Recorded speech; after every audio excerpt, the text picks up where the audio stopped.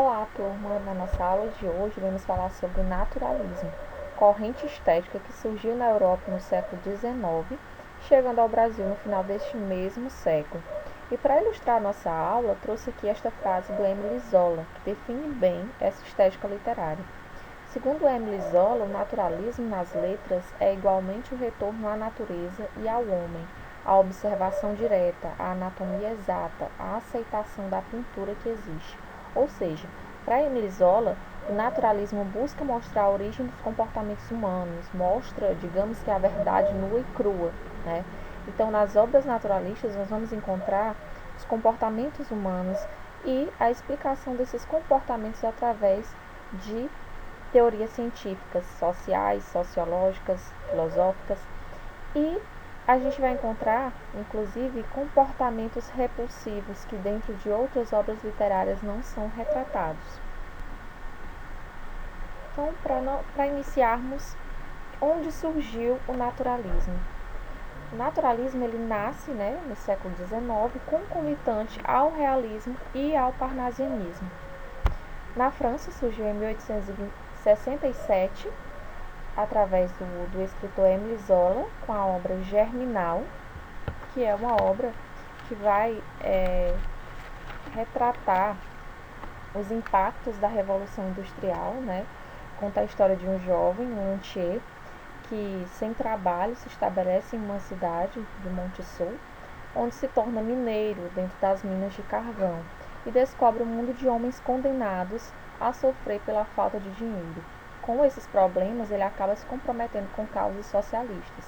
Então, a obra vai retratar o processo de produção do trabalho capitalista em meio à Revolução Industrial. E no Brasil, nós temos o surgimento do naturalismo concomitante ao realismo, em 1881, e o autor mais expressivo desse período é o Aloysio Azevedo, com a obra O Mulato. O naturalismo, segundo alguns críticos, é a radicalização do realismo. Dentro do contexto histórico-social do naturalismo, nós teremos os mesmos acontecimentos históricos do realismo, uma vez que essas duas estéticas ocorreram simultaneamente. Então, nós temos aí a sociedade europeia vivendo os efeitos da Revolução Industrial, efeitos positivos em relação aos avanços tecnológicos, mas também negativos em relação à questão das condições de trabalho, salário, o proletariado vai sofrer aí com as condições de trabalho. As teorias de nova interpretação da realidade, o positivismo do Auguste Comte, o socialismo científico do Karl Marx e do Friedrich Engels, as leis da evolução de Darwin, e a gente tem também ainda o determinismo de Hippolyte Taine. No Brasil, acontece campanha abolicionista a partir de 1850, que culmina com a assinatura da Lei Áurea em 1888, fundação do Partido Republicano Nacional após a Guerra do Paraguai, decadência da monarquia brasileira, culminando aí em 1889 com a proclamação da República, e o fim da mão de obra escrava e a sua substituição por o trabalho assalariado, que também foi um efeito da Revolução Industrial. Imigrantes europeus chegam para a lavoura cafeeira, que se torna o principal produto de exportação brasileiro até 1930, e a economia se volta para o mercado externo, sem colonialismo. E como surgiu o naturalismo? No momento de total efervescência científica e filosófica, acompanhada de convulsões sociais de profundas mudanças econômicas, era natural que a arte não permanecesse atada à subjetividade romântica. Era necessário um compromisso maior com a realidade objetiva para combater o idealismo da escola antecessora. E a partir dessa repulsa aos ideais românticos, a essa subjetividade romântica, surge o realismo e o naturalismo. E vamos às características do naturalismo. Assim como o realismo, o naturalismo é contra o tradicionalismo romântico. Como nós já podemos ver, ele surgiu em oposição a esse subjetivismo romântico. Então, trata-se de uma arte engajada, Ela tem um compromisso com o seu momento presente e com a observação do mundo objetivo e exato. O realismo e o naturalismo têm princípios comuns, como a objetividade, o universalismo, a correção e a clareza na linguagem. O materialismo, a contenção emocional, o antropocentrismo, o descritivismo, a lentidão da narrativa e a impessoalidade do narrador, com uma característica que mais se acentua no naturalismo, que é a questão da clareza na linguagem.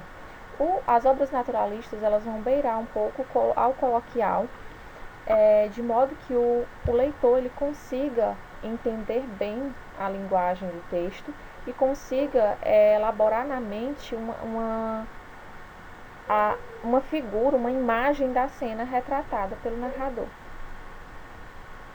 E apesar de ser uma ramificação cientificista do realismo, o naturalismo distingue-se em vários pontos, uma vez que eles tinham objetivos diferentes, né? Como a gente já viu, o realismo se voltou mais para a questão da elite, de retratar a burguesia da época e fazer as suas críticas a parte dessa sociedade, né? Como a igreja, como a família principalmente, né? Que era a célula-mãe da sociedade. E o objetivo do naturalismo não era bem se voltar para essas camadas abastadas da sociedade, mas sim para as camadas sociais mais baixas, né? Para as pessoas que viviam à margem da sociedade. Então, a seguir, a gente vai destacar algumas características específicas do naturalismo. A gente já observou que essa estética ela tem muitas características que são as mesmas do realismo, mas nós temos características específicas. Então, vamos lá. Vamos às características do naturalismo. Comprometimento com o cientificismo da época, objetivando desenvolver o romance-tese. Então, um dos objetivos do naturalismo não era simplesmente criar uma obra de ficção, mas é uma espécie de documento, né? Uma espécie de relatório de laboratório, digamos assim. Era o resultado da observação e aplicabilidade do cientificismo da época, que eram as teorias científicas, como o determinismo, do Hippolyte Taine, e o darwinismo, né? A teoria da evolução de Darwin. A perspectiva biológica do mundo, colocando o homem na condição de animal, sobrepondo o instinto à razão. Segundo esses autores, o naturalismo, o homem, de acordo com a perspectiva biológica, é um ser que é colocado na sua condição de animal, ou seja, o instinto rege esse homem ao invés da razão, principalmente quando se trata do instinto sexual. Também nós temos a valorização dos aspectos repulsivos e desagradáveis da condição humana. Aquelas questões ou cenas repulsivas que nem todas as obras literárias retratam, são retratadas pelas obras naturalistas. Também nós temos a valorização do coletivo, envolvendo as personagens em espaços corrompidos social e ou moralmente. O exemplo dessa característica que nós temos é a obra O Cortiço, em que a gente tem um cenário de uma habitação coletiva, né? E o romance ele vai difundir as teses naturalistas explicando o comportamento das personagens com base na influência do meio, da raça e do momento, né? Um exemplo de personagens que a gente tem, por exemplo, nessa obra, é o João Romão, né? Que é o dono do cortiço, é uma pessoa altamente ambiciosa, explorador. A Rita Baiana, né? Que traz o estereótipo da mulher mulata, né, o estereótipo de raça, e o Jerônimo, né, que é um exemplo de má influência do meio sobre o homem, né? Ele é um português que ele chega ao Brasil e a partir do momento em que ele começa a conviver com pessoas, com brasileiros, né, que têm determinadas características, determinado modo de viver, ele passa a se comportar daquela maneira, esquecendo as suas origens, esquecendo as suas características do seu país de origem, e também acaba traindo a esposa com a mulata Rita Baiana. Aí, nesse caso, nós temos a visão determinista, ou seja, as atitudes das personagens se justificam pelo meio em que elas estão inseridas. Não existe aqui a questão do livre-arbítrio, e sim a questão do instinto, a questão do meio que influencia as personagens a agirem de determinada forma. E nós trouxemos aqui um quadro que traz a separação, as características peculiares que dividem, que separam o realismo do naturalismo. Quanto aos interesses temáticos dos autores, no realismo nós temos a crítica à sociedade a partir do comportamento social e psicológico das personagens, enquanto que no naturalismo ele busca desenvolver e comprovar uma tese nos moldes científicos. Então a gente observa que dentro do naturalismo nós não temos aí esse objetivo de traçar um perfil psicológico das personagens. As personagens elas não são tão profundas, elas são mais rasas, digamos assim. Quanto às personagens, no realismo, ele penetra no interior das personagens, como já falamos aí, né? As personagens são profundas, a fim de conhecer seus conflitos psicológicos e a complexidade da alma humana. Critica a burguesia por meio de personagens verossímeis.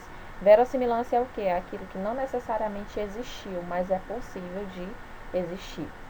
Enquanto que no naturalismo, as personagens, os autores naturalistas, reduzem o homem a um simples animal doente, pois na doença se revelam suas fraquezas morais. Não existe aprofundamento psicológico, ou seja, as personagens são rasas, e o que interessa são os comportamentos exteriores. Quanto à linguagem, no realismo a linguagem é predominantemente descritiva e busca nos detalhes a construção exata da situação. No naturalismo, contaminada pelo cientificismo da época, é repleta de termos da biologia e de outras ciências naturais. Vamos aos principais autores e obras. O primeiro deles, brasileiro, Aloysio Azevedo, e foi o introdutor do naturalismo no romance de tese no Brasil. A sua linguagem é crua, uma crua linguagem naturalista, de acordo com as características do naturalismo. Os personagens são movidos pelo instinto, descrições detalhadas. Essas descrições detalhadas no naturalismo elas são muito importantes porque elas fazem com que o leitor ele tenha uma visão como se estivesse vendo a imagem, como se estivesse vendo uma fotografia da cena descrita dentro da obra. E o foco na coletividade marginalizada. As suas principais obras são o Mulato e o Cortiço. E como nós falamos, essas obras trazem características de repulsa ou características que não são retratadas em outras obras, em obras comuns, como a questão do homossexualismo, que até hoje é um tabu, o incesto, as obsessões sexuais, as taras sexuais, são coisas que não são retratadas dentro da literatura e são retratadas dentro das obras naturalistas. As obras que nós temos do Adolfo Caminha são a Normalista e o Bom Crioulo. E nós temos o Inglês de Souza, que traz uma linguagem de Eça de Queiroz, a mesma linguagem do realista Eça de Queiroz, que é o realista português, e a tese naturalista de Émile Zola, que foi o pai do naturalismo, digamos assim, na França. O Poder da Persuasão, ele foi advogado, jornalista e político e também sócio fundador da ABL. E as suas obras são o Missionário, que traz o tema do celibato social.